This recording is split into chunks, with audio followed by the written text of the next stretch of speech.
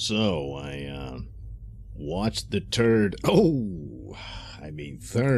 episode of Star Trek Discovery, Season 2. This was called Point of Light. And it could have used some light, especially in the Klingon scenes. Yes, well, the Klingons showed up with hair. Isn't that nice? And you even got an actual Klingon ship for the first time. Well, it was only a hologram. Oh, God, this was really bad. The first two episodes had some inklings of promise. Not much. The second one was actually closer to a Star Trek episode. The previous season only had one that was like that. This one just pretty much destroyed all of that. This was so bad. Right off the bat, we continued with Tilly. She's still learning to be a captain, and she wins a marathon despite being, look, she's just not in shape for that sort of thing, and everybody else was, but she wins. And not only that, she had set the previous record. And Saru says she's amazing. Michael Burnham says she's amazing. And her imaginary friend says she's amazing. Her imaginary friend, yes, who was based on her actual childhood friend who she hadn't seen since she was a child. Never saw her as an adult, but she appears as an adult. Well, you know, go figure. But this is driving Tilly insane to the point that she explodes and yells at Captain Pike, and everybody's like, wow, she's nuts. But who can help her? Of course, Michael Burnham. And Michael Burnham quickly realized there's something more to this than just Tilly cracking under pressure or what have you. And so Stamets comes in and figures out, and along with Saru, that she's got a parasite, probably from the spores. And so, yes, she's got this parasite in her, and they remove it. And we'll revisit that in a future episode, I'm sure. Yeah, I was thinking it had something to do with her connection with the dark matter, in which case she could have just taken a dump. Tee-hee, tee-hee. So there's Tilly. Tilly in the previous season was always supposed to be the comic relief, but she was probably one of the better characters, along with Saru, and Stamets. But they're really just destroying her at this point. But anyway, so there's Tilly, and you'll have to tune in next episode to see where that goes. The Klingons return, of course, and they've grown their hair. Yeah. Well, not all of them, but most of them. But, you know, there's more hair involved anyway. And it turns out Vok and Laurel have had a baby, yes. And this is all in secret. But meanwhile, the Klingons, while they were growing their hair and they got it to where they liked, they suddenly realized, hey, Vok's human. He's not really human. He's just wearing a human suit.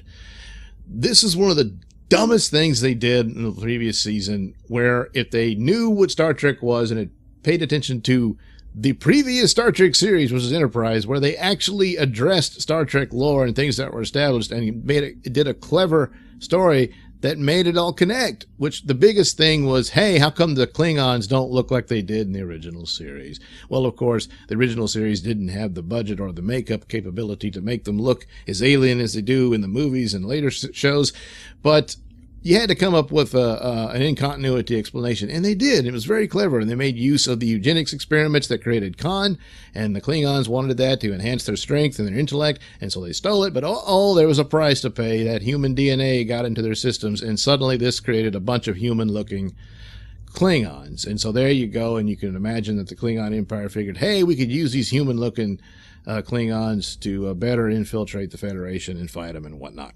So there you go. The Klingons should have had plenty of human-looking Klingons to infiltrate Discovery and spy on them and whatnot. And you still could have had the same basic story, was Michael Burnham's the hero, and now you've got this spy, and Michael Burnham falls in love with him. And then she has to find out, oh, no, he's a spy and all this. And then he has to say, yeah, I was spying on you. But you know what?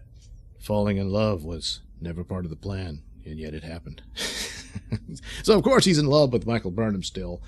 And Laurel's in love with him, but since she raped him, he's still, repulsed and all that sort of thing. So what does he do? Of course, he calls up Michael Burnham via Skype, and they talk and giggle and stuff, and your hair looks nice, and all that stuff. He has a man bun, and I guess Michael Burnham approves. And he says, oh, there's trouble. Michael Burnham does this privately. She doesn't get permission from Pike or Starfleet to talk to a member of the Empire they just ended a war with. But, you know, she's Michael Burnham.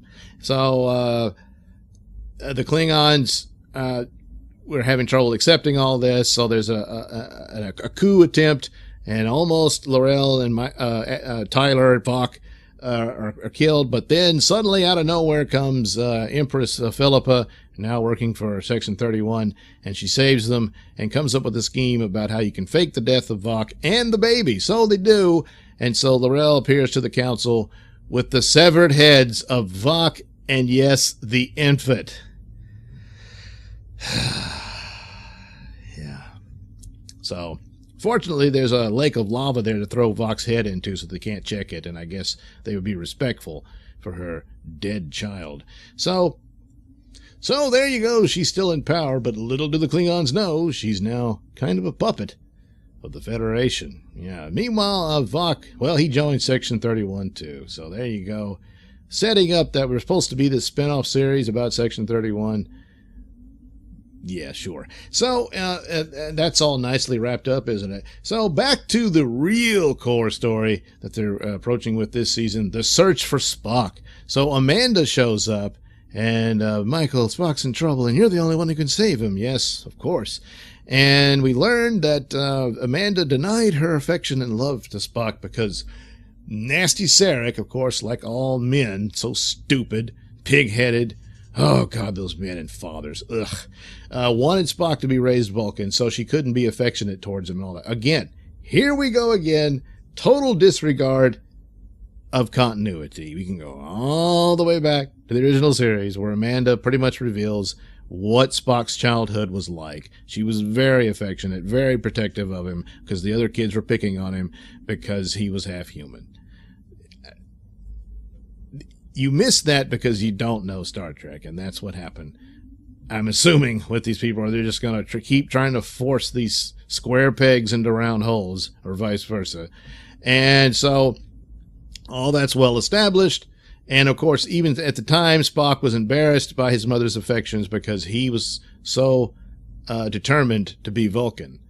And so on and so forth. But no, that's not what happened. It appears that Spock adored Michael Burnham, and she was his hero because, I mean, come on. How could she not be? She's amazing. And she was afraid of Spock getting harmed by the logic extremists. The rational extremists. The reasonable extremists.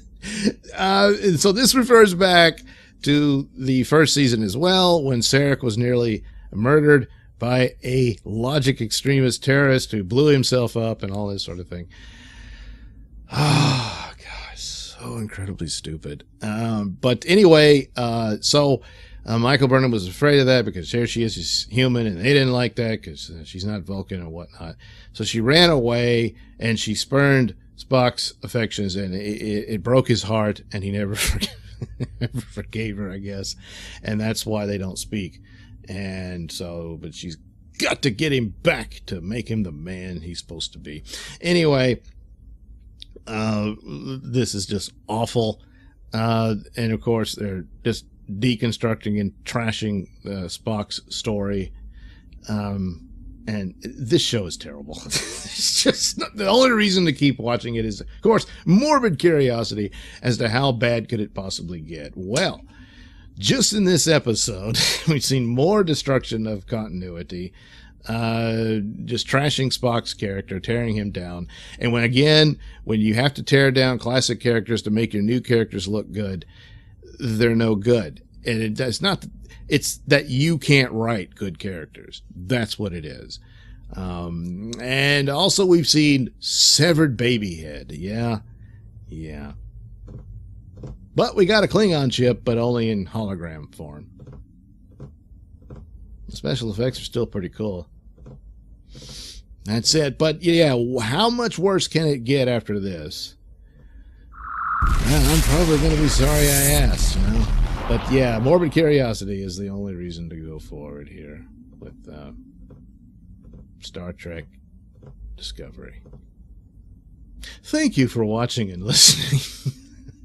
And hey, check out the link description below. It'll take you to my mini stores that have plenty of goodies for you. Bye-bye.